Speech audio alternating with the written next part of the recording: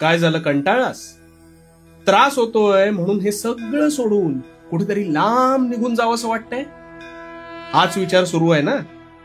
अरे, अतिविचार आणि भूतकाळात अडकून पडणं हा तुझा सर्वात मोठा दुर्गुण आहे. यापुढे ही समस्या तुला सतावणार नाही, तर आता शांतपणे समजून ऐक.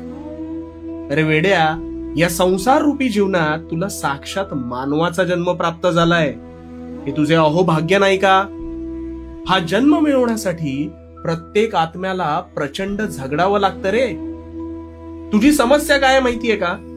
तुझी समस्या ही आहे की प्रत्येक गोष्टीचा बारीक सारीक तू विचार करत राहतोस आणि उगाच संभ्रमात पडतोस. अरे, भूतकाळ ज्याच्या नावातच भूत आहे ते घडलेल्या वाईट प्रसंगांसह तिथेच सोडलं पाहिजे. नाहीतर ह्याच भूतकाळातलं भूत तुझ्या मानगुटीवर बसून तुझा वर्तमान बेचिराग करेल.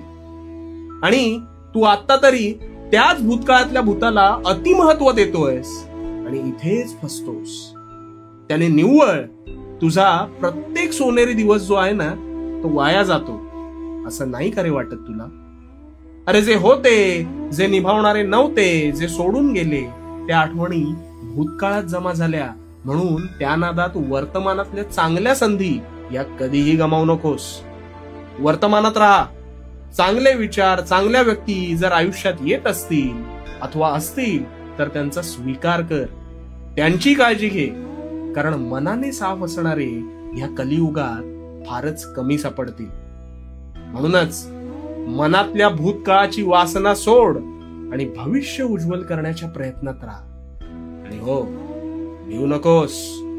भिवू नकोस, कारण मी तुझ्या पाठीशी आहे. भिवू नकोस, मी तुझ्या पाठीशी आहे.